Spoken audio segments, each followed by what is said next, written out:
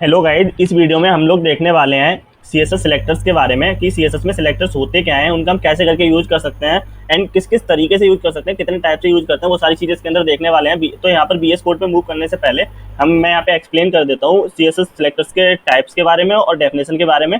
तो यहाँ पे क्लियर हो जाएगा। तो उसके बाद में हम बीएस कोड पे चलेंगे और यहाँ पे प्रैक्टिकली देखेंगे सब कुछ कि इनको कैसे कैसे यूज करेंगे, किस किस तरीके से यूज कर सकते हैं, वो सारा प्रैक्टिकली हम देखेंगे। तो यहाँ पर जो ये सिंटैक्स आपको शो हो रहा होगा सी एस एस का, ये सिंटैक्स मैं पहले भी एक्सप्लेन कर चुका हूँ फर्स्ट वीडियो में सी एस एस की।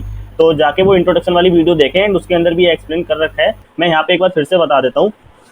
ये जो सिंटैक्स शो हो रहा है, इसमें जो हमारा डिव जो डिव करके सिलेक्टर लिखा हुआ है, डिव को हम यहाँ पे यूज कर रहे हैं एज ए सिलेक्टर। सिलेक्टर का मतलब ये होता है, सपोज करो हमने कोई एलिमेंट बनाया HTML के अंदर, उस एलिमेंट को हमें CSS के अंदर टारगेट करना है, क्योंकि हमें किसी पे कोई भी चीज़ लगाने के लिए, कोई भी प्रॉपर्टी लगाने के लिए उस चीज़ को हम टारगेट तो करेंगे ना। तो टारगेट करने के लिए हमें यहाँ पे जो हमारा एक मीडियम होता है, वो क्या होता है, वो होता है हमारा सिलेक्टर। मतलब हम सिलेक्टर को यूज करते हैं उस एलिमेंट को टारगेट करने के लिए। तो यहाँ पे हम डिव को यूज कर रहे हैं उस एलिमेंट को टारगेट करने के लिए, एंड डिव के थ्रू हमने उस एलिमेंट को टारगेट करा एंड यहाँ पे हमने प्रॉपर्टीज लगाई colour, Villu and font size 20px। तो होगा क्या कि जो डिव वाला एलिमेंट है उसका कलर क्या हो जाएगा, विलू हो जाएगा, एंड फॉन्ट साइज उसका क्या हो जाएगा, 20px। ऐसी करके हम इसमें और प्रॉपर्टीज लगा सकते थे, ऐसी करके हम और एलिमेंट्स को सिलेक्ट कर सकते थे। तो यहाँ पे डिफरेंट तरीके होते हैं किसी भी एलिमेंट को सिलेक्ट करने के, तो वो आगे देखेंगे। यहाँ पर जो डिव है वो क्या, एक सिलेक्टर है, एंड जो इसके अंदर हम डिव के अंदर हमने जो लिखा है वो हमारे डिक्लेरेशन ब्लॉक बोलते हैं उसको। उसके अंदर जो लिखा हुआ है वो हमारी स्टाइलिंग की प्रॉपर्टीज है, वो हम लिखते हैं कर्ली ब्रेसेस के अंदर। ठीक है, तो नेक्स्ट स्लाइड पे चलते हैं। और यहाँ पर मैंने ये इसके टाइप्स लिख रखे हैं, सिलेक्टर्स के टाइप। तो यहाँ पे जो हमारा फर्स्ट टाइप है वो है क्लास सिलेक्टर, एंड सेकंड जो है वो है आईडी सिलेक्टर, एंड थर्ड जो है वो एलिमेंट सिलेक्टर। एलिमेंट सिलेक्टर क्या होता है, जो मैंने अभी डिफाइन करा था कि जो हमारा डिव है, डिव क्या होता है, एक टैग होता है, एंड जो हमारा एलिमेंट है जहाँ से हमने स्टार्ट करा एंड उसी से हमारा एंड हो रहा है। तो मतलब हमने उसी एलिमेंट के टैग को उठा लिया एंड उसी को हमने सिलेक्टर बना दिया। जब हम उसी एलिमेंट के टैग को उठा लेते हैं एंड उसी को एज ए सिलेक्टर यूज करते हैं, देन हम उसको बोलते हैं एलिमेंट सिलेक्टर। ठीक है, तो ऐसे ही करके हमारा जो फोर्थ है वो है हमारा यूनिवर्सल सिलेक्टर, एंड हमारा जो फिफ्थ है वो है ग्रुपिंग सिलेक्टर, कि ग्रुप में सिलेक्टर्स को कैसे करके यूज करते हैं। तो ये हम पांचों के पांचों अभी डिस्कस करने वाले हैं। तो यहाँ पे हम जल्दी से चलते हैं अपने बीएस कोड की तरफ, एंड यहाँ पे एक न्यू फाइल बना लेते हैं डॉट 14.html के नेम से, एंड यहाँ पे हम बॉयलर प्लेट लगा देते हैं एंड अपना टाइटल चेंज कर लेते हैं। टाइटल में लिखते हैं selectors in CSS, and body के अंदर हम एक हेडिंग बनाते हैं और हेडिंग में लिखते हैं this is my first heading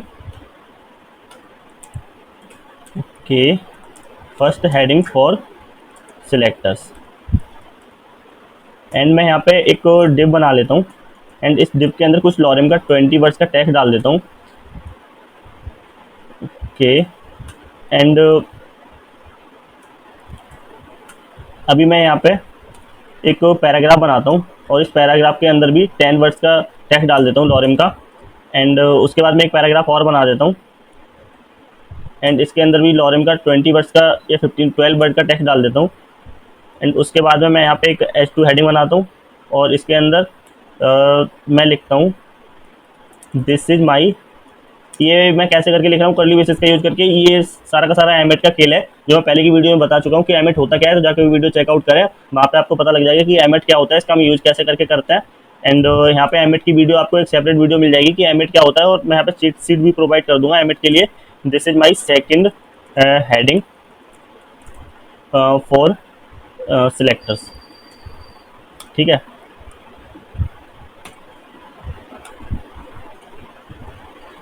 and यहाँ पर मैं एक H2 को कर देता हूँ H3, एंड इसको कर देता हूँ H4। ठीक है, यहाँ पे सेकंड की जगह कर देता हूँ थर्ड, एंड यहाँ पर मैं कर देता हूँ फोर्थ। तो मैंने यहाँ पे अपना सारा टेक्स्ट लिख लिया। अभी मैं इसको चला के देखता हूँ। तो जो हमारा स्ट्रक्चर था वो कुछ ऐसा आ गया है। अभी हम इस पे सारे सिलेक्टर्स देखने वाले हैं। तो इसके लिए सबसे पहले मैं यहाँ पे एक स्टाइल टैग बना लेता हूँ हेड के अंदर,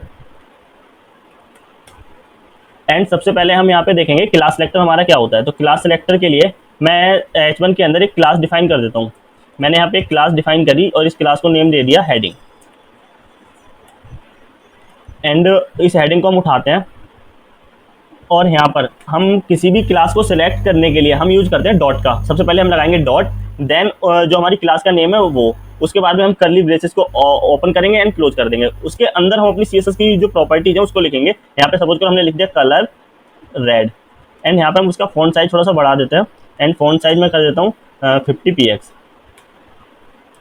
ठीक है, तो मैंने यहाँ पे क्या करा, एक क्लास बनाई क्लास एट्रीब्यूट के थ्रू, और इसमें वैल्यू दी हेडिंग। उस हेडिंग को मैंने यहाँ पे उठाया और डॉट, हम क्लास को स्टार्ट करते हैं डॉट से, सबसे पहले लगाते हैं डॉट, उसके बाद में उस क्लास का नेम, उसके बाद में हम कर्ली ब्रेसेस से स्टार्ट करते हैं, कर्ली ब्रेसेस को क्लोज कर देते हैं, एंड उसके अंदर हम अपनी प्रॉपर्टीज को लिखना स्टार्ट कर देते हैं। हमें जो भी सीएसएस लगानी होती है उस क्लास के लिए वो हम उसके अंदर लगा देते हैं। अभी मैं जाके ब्राउजर पे चेक करता हूँ हमारा जो आउटपुट है वो क्या आता है। तो यहाँ पर जो हमारी हेडिंग थी उसका कलर हमारा हो गया रेड, एंड उसका जो फॉन्ट साइज है वो इंक्रीज हो गया।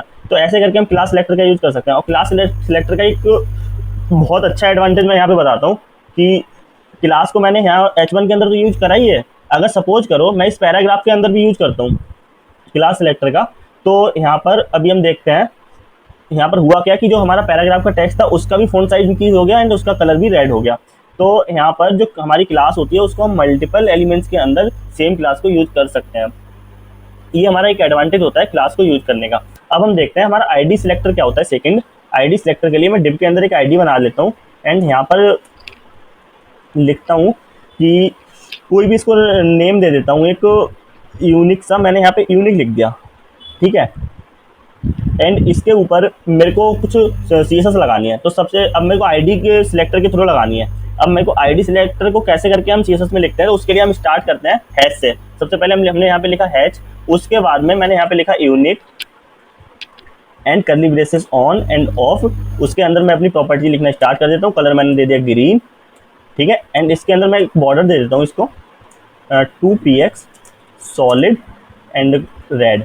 ठीक है, एंड इसका फॉन्ट साइज थोड़ा सा इंक्रीज कर देते हैं जिससे कि दिखेगा ठीक। यहाँ पर 30px कर दिया। अभी हम चल के अपने ब्राउजर पे चेक करते हैं, ये रिफ्रेश हो रहा है। ठीक है, यहाँ पर जो हमारा कलर था वो कलर हो गया ग्रीन, एंड इसको बॉर्डर मिल गया, एंड इसका फॉन्ट साइज भी इंक्रीज हो गया। तो ऐसे करके हम आईडी सिलेक्टर का यूज कर सकते हैं HTML के अंदर और CSS के अंदर। ठीक है, तो पर आईडी सिलेक्टर का एक डिसएडवांटेज ये है कि उसको हम मल्टीपल एलिमेंट्स में यूज नहीं कर सकते। ये मैं पहले भी बता चुका हूँ कि आईडी और क्लास में डिफरेंस क्या होता है।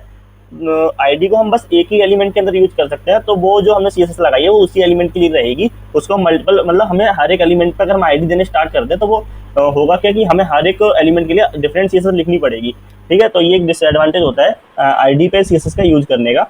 पर इसका एडवांटेज भी ये होता है, सपोज करो हमें किसी एक ही एलिमेंट पे वो CSS लगानी है, तब हम आईडी का यूज करते हैं। उसके बाद में हम देखते हैं एलिमेंट, जो हमारा थर्ड था एलिमेंट सिलेक्टर। एलिमेंट सिलेक्टर क्या होता है, तो इसके लिए मैं यहाँ पे सपोज करो ये H2 है, इस H2 को सिलेक्ट कर लेता हूँ। मैंने HT के थ्रू सिलेक्ट करा एंड यहाँ पे इसको कलर दे दिया ब्लू। ठीक है, एंड इसको मैं एक बॉर्डर दे देता हूँ जिससे ठीक दिखेगा। बॉर्डर मैंने दे दिया 2px solid and black, and अभी मैं देखता हूँ स्क्रीन पे क्या दिखता है। जो हमारे दिख रहा है this is my second heading for selectors. तो इसका जो बॉर्डर है वो ब्लैक हो गया एंड इसका कलर जो है वो हमारा ब्लू हो गया। तो ऐसे करके हम एक एलिमेंट को सिलेक्ट कर सकते हैं थ्रू दी टैग। अगर यहाँ पर एक चीज़ और है, अगर मैं H2 का सेम नेम का एक टैग और बना दूँ, ठीक है, तो यहाँ होगा क्या कि हमारे दोनों जो एलिमेंट हैं H2 के, उन दोनों पे CSS लग जाएगी। हुआ क्या कि दोनों जो एलिमेंट थे H2 के, उन दोनों पे CSS लग गई। तो हम ऐसे करके भी यूज़ कर सकते हैं। तो इसका एक ये एडवांटेज भी और डिसएडवांटेज भी है। एंड इसके बाद में हम यहाँ पे देखने वाले हैं यूनिवर्सल सिलेक्टर क्या होता है। यूनिवर्सल सिलेक्टर जो हमारी पूरी फाइल के लिए चले। पूरी फाइल का मतलब हमारा जो पूरा का पूरा पेज है, वेब पेज, उसके लिए जो CSS हम चलाना चाहते हैं कि सबके लिए सभी में वो CSS लग जाए, तो उसके लिए हम यूज़ करते हैं यूनिवर्सल सिलेक्टर। तो वो हम लिखते हैं स्टार। हमने यहाँ पे लिखा सपोज करो स्टार सबसे पहले, और फिर curly braces on end of, and उसके फिर मैं यहाँ पे लिखता हूँ टेक्स्ट अलाइन सेंटर। अगर मैंने ये करा, ठीक है, तो होगा क्या कि जो भी हमारे पूरे वेब पेज का टेक्स्ट है वो सेंटर में आ जाएगा। देखो यहाँ पे सारा का सारा टेक्स्ट जो था वो हमारा सेंटर में आ गया। तो जो हमारा यूनिवर्सल सिलेक्टर होता है वो मतलब किसी एक एलिमेंट के लिए नहीं होता, वो पूरे के पूरे वेब पेज के लिए होता है। तो ऐसे करके हम यूनिवर्सल सिलेक्टर का यूज़ कर सकते हैं कि हमें पूरे वेब पेज पे कोई एक ही CSS लगानी है, तो वो हम यूनिवर्सल सिलेक्टर के अंदर लगाते हैं। उसके बाद में हमारा जो फिफ्थ है वो है ग्रुपिंग सिलेक्टर। तो ग्रुपिंग सिलेक्टर के अंदर क्या होता है, जैसे कि मेरे पास H2, मैं एक H2 को हटा देता हूँ समझने के लिए, H2 H3 H4 तीन एलिमेंट है और मेरे को तीनों पे सेम CSS लगानी है। तो मैं यहाँ पे क्या करूँगा, मैंने यहाँ पे सपोज करो पहले H2 लिखा, उसमें मैंने कलर दे दिया सपोज करो रेड, ठीक है। अभी मैं इसको हटा देता हूँ समझने के लिए, ठीक है। एंड मैंने H3 भी लिखा एंड उसके अंदर भी मैंने कलर दे दिया रेड, ऐसे करके मैंने H4 लिखा, ठीक है। एंड उसके अंदर भी मैंने कलर दे दिया रेड।